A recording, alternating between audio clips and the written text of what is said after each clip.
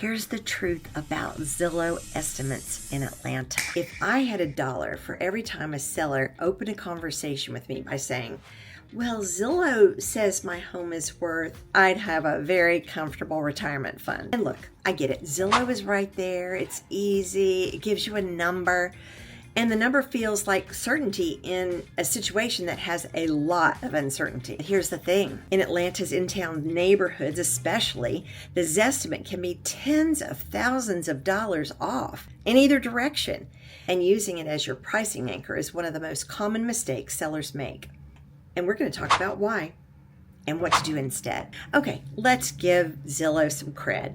The Zestimate has gotten meaningfully better over the years. The algorithm incorporates machine learning, pulls from public records, MLS data where available, and user-submitted information. Zillow publishes its accuracy data openly, which, okay, I respect. For the homes that are currently listed on the market, the median nationwide error rate is about 2.4%. Well, that's reasonable. Not perfect, but reasonable. The problem is the off-market number. For homes that are not currently listed, which describes yours, if you're sitting at home watching this and thinking about selling, the median error rate in Atlanta is about 7.5%, meaning half of all estimates for homes like yours are more than 7.5% wrong. And in this market, you can't afford to be wrong out of the gate. So what that means to you is on a $900,000 home, a 7.5%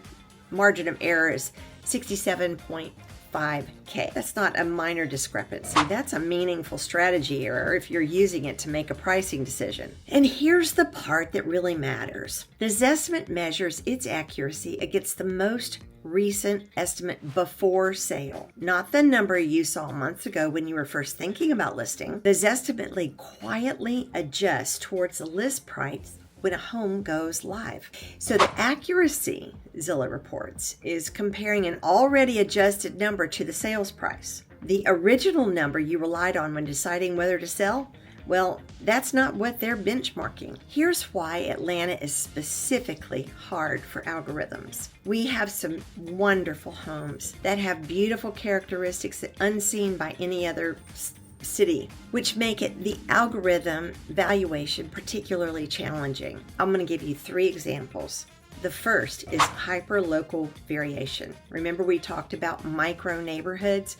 Zillow doesn't understand what a micro neighborhood is. So 2 homes with nearly identical square footage, bedroom count, and year built in Morningside can have dramatically different values based on which block they're on, whether they back up to green space, aka the belt line, or road, whether the lot is flat or sloped, whether the street is quiet or cut through. An algorithm can't see this. A person who lives in the neighborhood, has walked the neighborhood, and understands where those houses are can certainly understand the difference. The second is renovation variability. Atlanta's in-town housing stock is largely historic. Bungalows and craftsmans from the 1920s through the 1950s. Some have been beautifully renovated. Some haven't been touched since 1987 or before. Some fall in between. The difference in value between a fully renovated home and an original condition home of the same square footage on the same street can be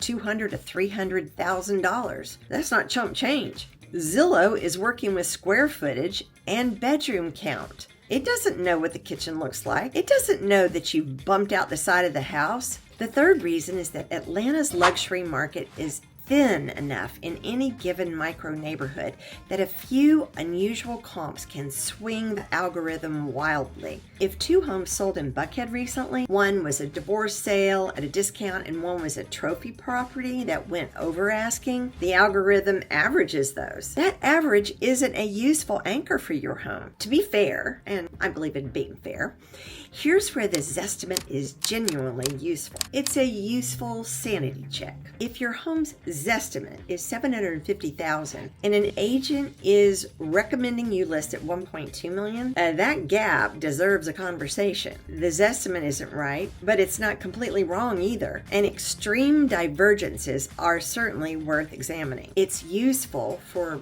broadly understanding the trajectory of your neighborhood. If Zestimates in your area have been rising consistently over the years, that's a real signal about direction, even if the specific number is imprecise. And it is useful for generating leads for Zillow, which is primarily its purpose. The Zestimate exists to bring homeowners to Zillow's platform.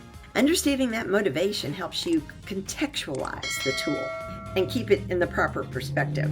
Here's what actually tells you what your home is worth in today's market. A comparative market analysis from an agent who knows your neighborhood is the gold standard, not a generic CMA from someone who sells all over Metro Atlanta, from someone who has actually closed deals on your street, in your neighborhood, and in your price range. That specificity matters enormously.